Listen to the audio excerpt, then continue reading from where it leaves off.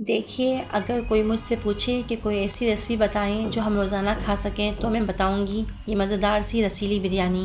ये इतनी मज़ेदार बनती है, अगर मैं रोज़ाना भी बनाऊं तो मेरी फैमिली वाले शौक़ से खा लेंगे। बिस्मिल्लाहिर्रहमानिर्रहीम। अस्सलाम वालेकुम, मैं हूं सफ़ीना। वेलकम करती हूं आपको सफ़ीनाज़ किचन में।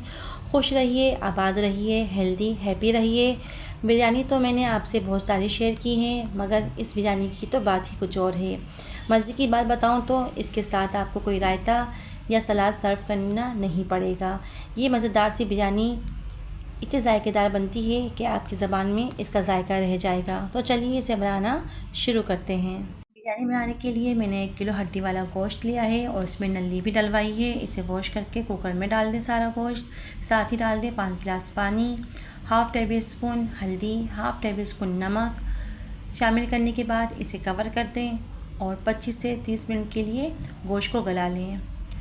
तो आप देख सकते हैं 25 मिनट में ही हमारा गोश्त अच्छे से गल चुका है और इसमें जो पानी मौजूद है वो 2 कप है।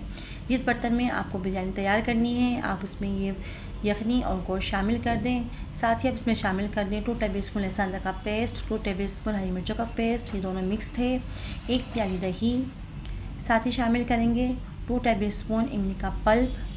4 आलू बुखारों को मैंने पहले से पानी में भिगो दिया था, अब पानी समेत ही शामिल कर दें। साथ ही स्पाइसेस शामिल करेंगे कुटी मिर्च, पिसा धनिया 1 टेबल स्पून, गरम मसाला, नमक हाफ़ टेबल स्पून।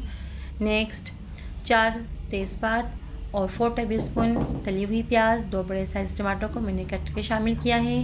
नेक्स्ट शाही ज़ीरा, काली मिर्च और सफ़ेद ज़ीरा, 5 हरी इलायची, 6 लौंग, इनको हम पे ड्राई रोस्ट करेंगे और उसके बाद दरदरा करके कौरमे में शामिल कर देंगे।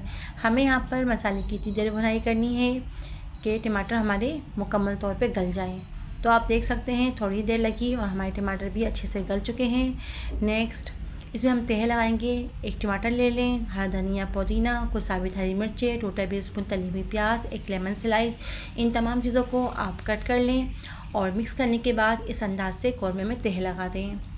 नेक्स्ट यहाँ मैंने कायनात सेला चावल लिए थे, इसे मैंने पहले से बॉयल कर लिया था।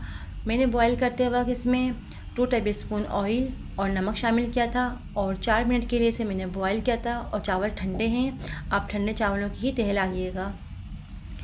तह लगाने के बाद आप इसमें शामिल कर दें ऊपर से 1 कप कुकिंग ऑयल और दम पर छोड़ दें।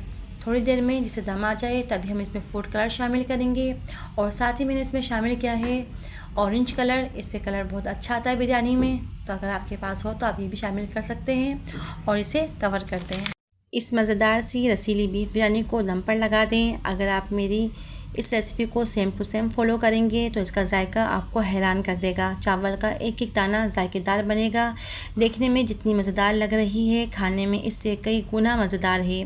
जब आप मेरी इस रेसिपी को बनाएं तो फीडबैक ज़रूर दीजिएगा। मुझे आपके प्यारे से कमेंट का इंतज़ार रहता है। अपना बहुत सारा ख्याल रखिए, दुआ में सफ़ीना को याद रखिए। अल्लाह नेगेबान।